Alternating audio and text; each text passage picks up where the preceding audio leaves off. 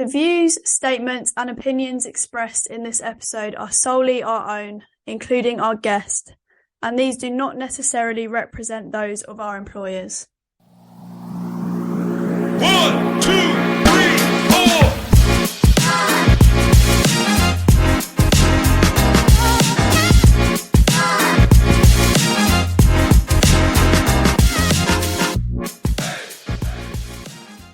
Hi, I'm Georgie.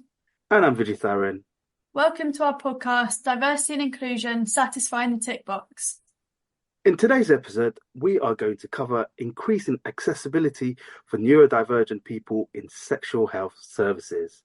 And we have Dr. Helen Dring-Turner from Brook Charity. And Brook is a charity that supports people with their sexual health and well-being. Welcome, Helen. Can you give us an introduction to yourself and to who Brook is and what do you do? Yep, absolutely. So thanks for having me today. My name's Helen. Brook is a national charity, and we have quite a few arms to what we do. So we are a sexual health charity predominantly. We support people with their sexual health and their well-being. We have clinical sexual health services across England where people can go and get sexual health care. We do relationships and education and sex education, and that happens in schools, professional settings, a variety of settings really. And we also have an arm that is around health promotion, trying to campaign for better health equality for people as well. So that's what we do. And then I'll introduce yourself to me a little bit. So I work for Brook as Brook's designated Neurodivergence Lead. So what I do is I look after increasing our accessibility and representation for neurodivergent people. And that's people that use our services and people that work for us as well. Sounds really, really interesting work that you do. And I was just curious around kind of what the background to Brook's work around neurodivergence is.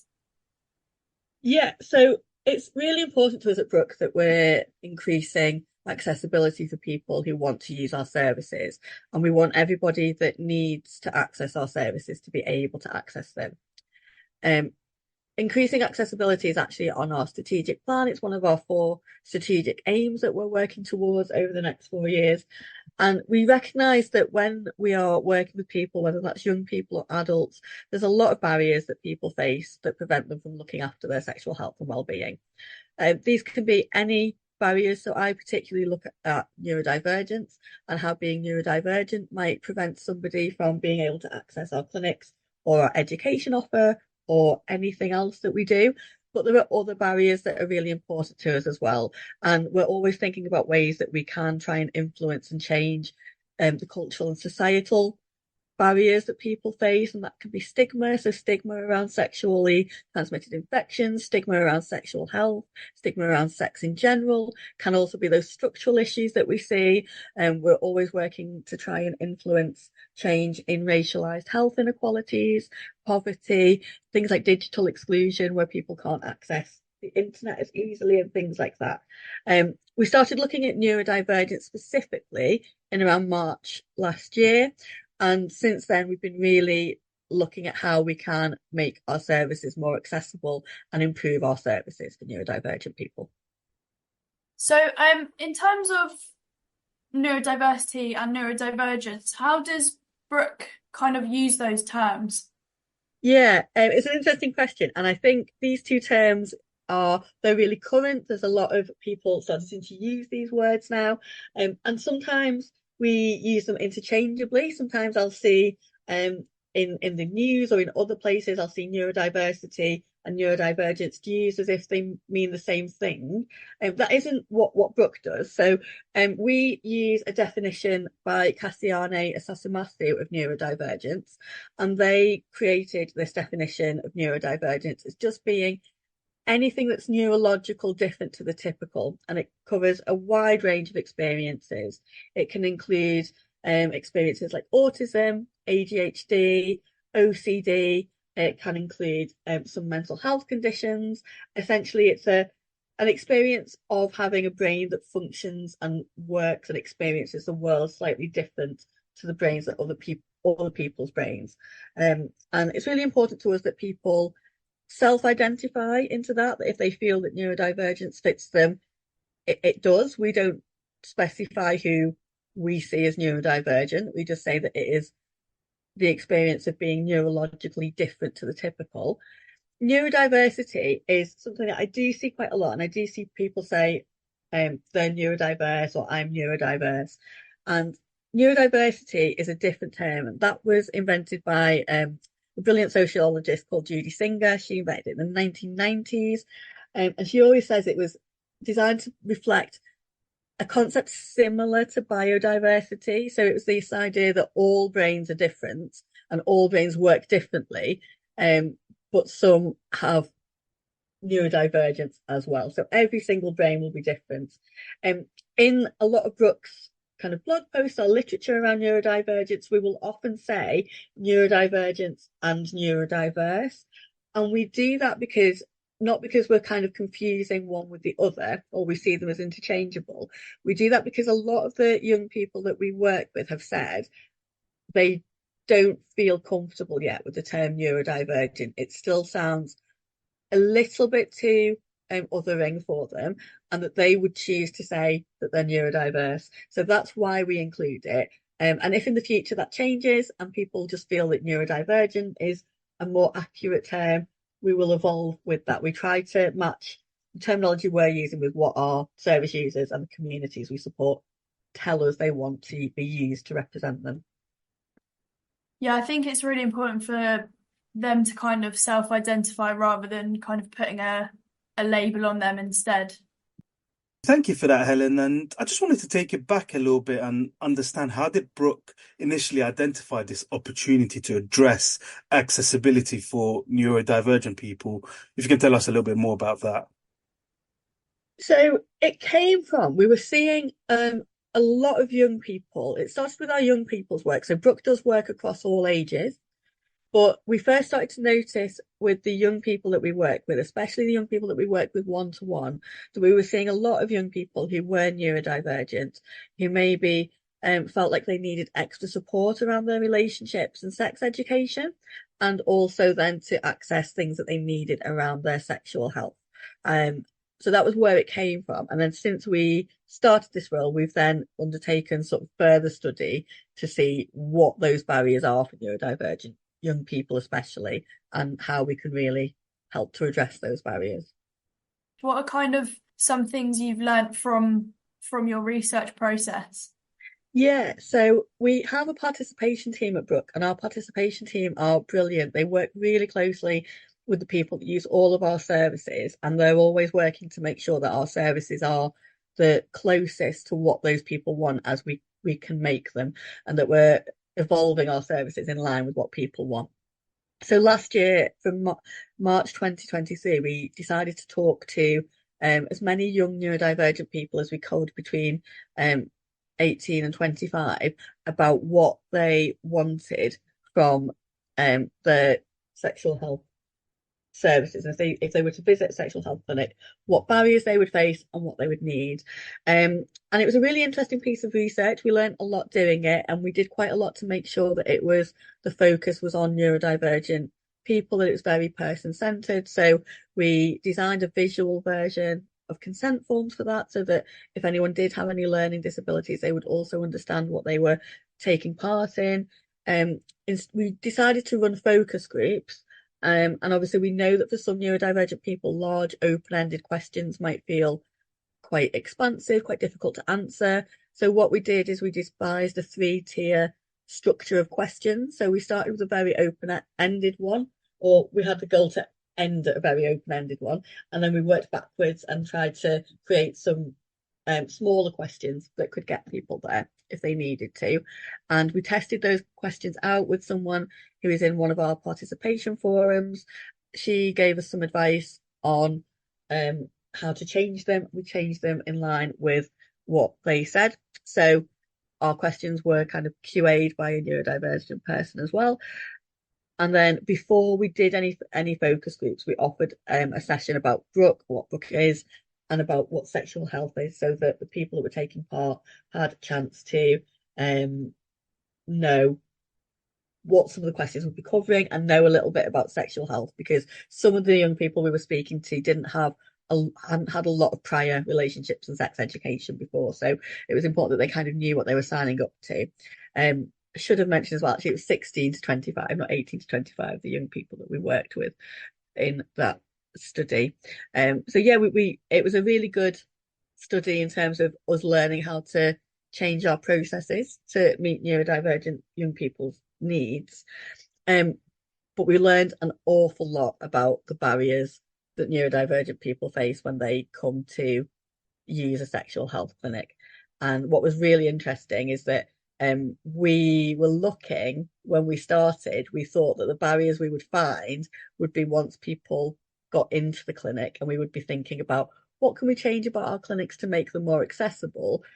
But actually, what we found is there are quite a lot of barriers to getting to the clinic in the first place as well. So it was an interesting study.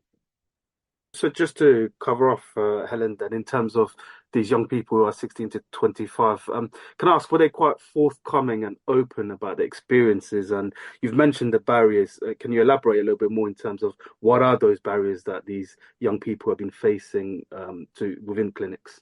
Yeah. So they were very forthcoming. It was wonderful, actually. We got a lot of very frank, very forthright feedback about young people's experiences, not just with sexual health clinics, but with healthcare in general. For some of the young people we spoke to, they hadn't visited a sexual health clinic yet. So we asked them to think about their experiences of attending any healthcare setting and what made it a positive experience or a less positive experience, and then try to think about if this was to do with their sexual health, if those answers would still be the same. They were very forthcoming. And we learned a lot about the barriers within clinics, which was really helpful. So a lot of participants told us that they are really nervous when they attend a new setting, and that they'd be extra nervous or anxious if they had to attend a new setting. And it was also about their sexual health, because taking care of their sexual health for the first time would make them feel a bit anxious and a bit nervous as well. So the clinic environment was really important. That was something that they mentioned a lot, especially the welcome. So they said that they wanted staff to be really welcoming when they got there. They said were really worried that when they got to the clinic, they might feel too nervous to talk, or they might not know where to go. So they wanted the first person that they saw to be really welcoming and put them at ease. Waiting rooms were really important as well. Our participants were great in that they were really clear throughout that there is no kind of single one thing that works for neurodivergent people, as we'd expect, because we're talking about a huge group of people. We're not talking about a monolith here. We're talking about like a lot of different experiences within the umbrella of neurodivergence. So they said that for some of them, they said, I really wouldn't want to wait in a busy waiting room. I would want to be in a quiet space. I would want to be able to gather my thoughts, and I wouldn't want the sensory overload of sitting with someone else in a place where there's noise and maybe there's also bright lights. But on the flip side of that, some people said, if it was really quiet, I'd feel really nervous. I wouldn't be able to relax. So actually there being some background music, or there being something that I could do would really relax me. Some people made some really great suggestions, like having noise cancelling headphones on offer, so that you could have the same waiting room, but people could experience it a little bit differently, which was really nice. And I think a big thing was that people wanted staff to be able to communicate with them and to not feel like they were being a burden on those staff. It was actually quite illuminating. A lot of young people said that they always felt that they were overreacting or being over dramatic by booking an appointment. And they were always worried that if they took that appointment and they didn't really need it, they were wasting it for someone else. So they wanted staff to be really good at communicating with them and able to put them at ease and reassure them that actually everyone has equal rights to coming. And if you're worried about something, you really should be going to get it seen to at a sexual health clinic. They wanted staff to be able to talk to someone even if they're having a meltdown or a shutdown. So a meltdown would be kind of a very almost explosive reaction where someone's in a state of overwhelm and it kind of spills out of the body. A shutdown is kind of the opposite, where someone's in a state of overwhelm but the body kind of closes closes down, and they wanted staff to be able to just provide space for that and not feel overwhelmed in dealing with that. So I think it was really it taught us a lot, this research. It taught us that young people really just want staff to be able to meet them where they are, and that's what everyone wants, I think, when they go to see someone about their sexual health. So they gave us some really good tips about that, which was great. Yeah, definitely. It sounds really good kind of learnings from that research. And I was also interested in kind of outside of the clinic. So what kind of barriers do neurodivergent young people face? It could be kind of in school, or can you talk a little bit about that? Yeah, so that was, I think, possibly even more interesting than the barriers that we found at clinic, actually. And that is that the young people we talked to said a lot about the barriers that they face in terms of knowing about their sexual health and in terms of knowing about their rights to visit a clinic quite often. So we did have one participant who said, I didn't know that there was anything about your health that you didn't just go to your GP for. So just the idea that you can go to a sexual health clinic and that you should be going to a sexual health clinic regularly if you're sexually active was something that hadn't landed on this young person's radar, which I thought was really interesting. And there's a few reasons that neurodivergent young people might experience barriers around knowing about their sexual health. And I think sometimes it might be that if someone in school um, is identified as neurodivergent or experiences a label of having a special educational need, they might not attend the same relationships and sex education lessons as their peers. They might be in a different lesson at that time. Sometimes the time that is given to relationships and sex education is also used for other things, maybe catching up on English or maths or other lessons that they maybe need a bit more support in. So they might miss out on that education. And obviously, if there's only one slot a week, say that education is offered, that means they miss it. So if they miss that lesson, they're not necessarily given the chance to catch that up. So it is a really important part of learning. So if someone misses it because of illness or another lesson, we would love to see people having the chance to catch up on their relationships and sex education and having it seen as a subject of equal weight with other subjects. As well, some neurodivergent young people may be a little bit more isolated than their peers, especially if they maybe also experience ill health. They might not be in school quite as much, but they also might not have as large a friend group. So quite often we notice that young people solidify their values around sex and relationships by having those organic conversations with their friends or maybe even their family about things that they've learned. They might kind of test out that knowledge a little bit by talking to people about what they think about things. And some neurodivergent young people might not have the same opportunity for that. They might not feel able to talk to their families about relationships and sex. Quite often we are inclined to protect young people, especially those with a learning disability, from learning about sex because we think it might be frightening or worrying for them. But it is really important that we're not using neurodivergence as a reason not to inform somebody about relationships and sex education, especially because we know that there are some neurodivergent young people, in particular those with autism or learning disabilities, who are at a greater risk of sexual exploitation or controlling relationships, may even statistically be more likely to experience sexual abuse. So what we want is that those young people are really aware of the support networks that are open to them and that they know that they can attend the sexual health clinic to get help with their sexual health and their relationship health if they need to. I think as well, another thing that we forget is that some young people might be less able to seek out information on their own. So for some young people, it might feel really natural to go online and research where your nearest sexual health clinic is. That might be something that you arrive at by yourself. But for some young people who maybe don't have digital literacy or aren't able to type by themselves, or for whatever reason feel a little bit less able to seek out that information, it can be really difficult for them to find information out independently.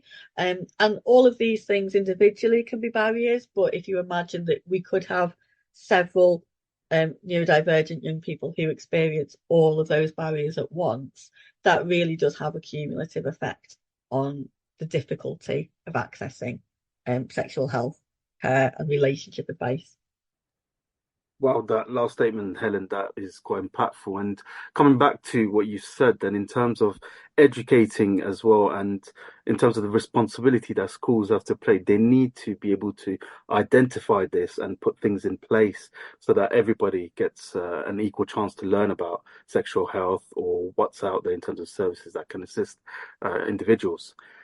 I want to know, so in terms of, we've spoken about the schools, but in terms of Brook, how do you support your staff with training or education? What do you do internally? Yeah.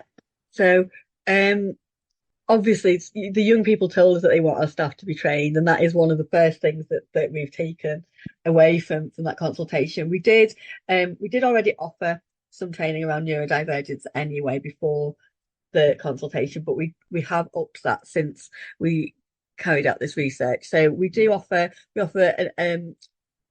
a package on autism and learning disabilities for our staff, and then we also have a full day's training around neurodivergence in general and how to work with neurodivergent people, things that you might need to be aware of in terms of the environment that you work in, all of the things the young people told us. And we offer that for our staff that are working in education and clinical settings so that they are armed with tools to adapt their practice as they go when they're working with neurodivergent young people.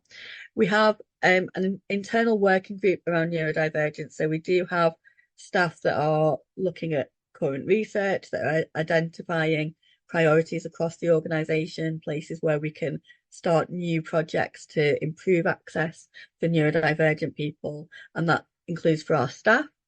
We also have an internal social space for staff. We have a platform called Workplace where we can communicate as a group of staff, and we have a informal social space for neurodivergent staff just to kind of talk about their experiences as neurodivergent staff, which is really valuable. I think people have said it's been a valuable thing for them.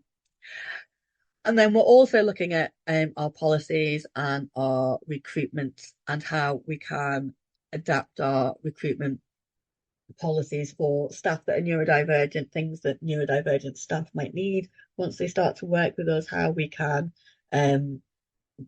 start to adapt our practices for neurodivergent staff. So we are supporting our staff, and staff are developing their knowledge in neurodivergence along the journey with us as an organisation so that we can improve our access for the people that we work with. And of course, that learning and training is going to be continuous as you find more insights on how to make it more accessible. But I want to put it to you, Helen. Where do you see the future going in terms of accessibility for neurodivergent people and accessing sexual health services?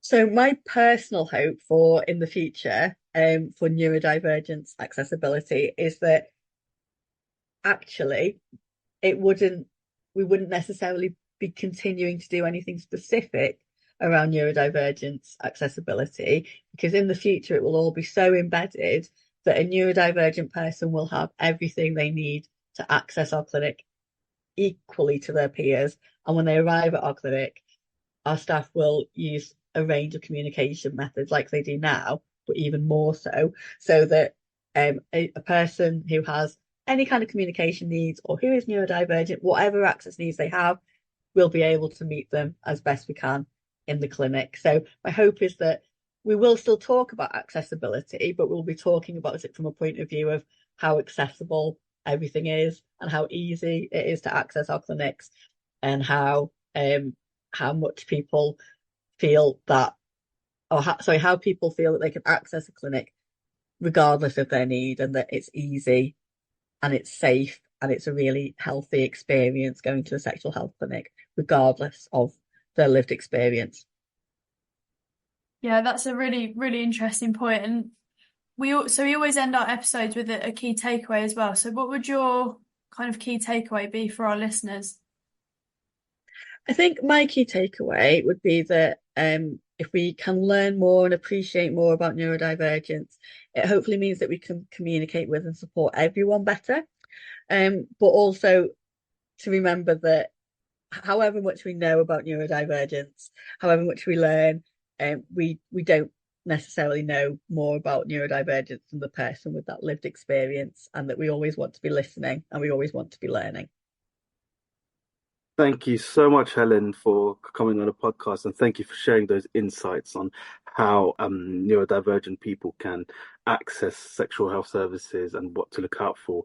And thank you for collaborating with us as well, Brook Charity. Thank you. Thank you for having me. It's been great. Yeah, I just wanted to say thank you as well. I've definitely learned a lot, especially from the kind of research that you've done. It's really, really interesting to hear, and I hope the listeners take away a lot as well. And yeah, thanks to our listeners for joining us this week. Make sure you're following our podcast on Spotify, and feel free to give it a rating and review as well. Keep your eyes peeled for our next guest and episode, which will be dropping next month.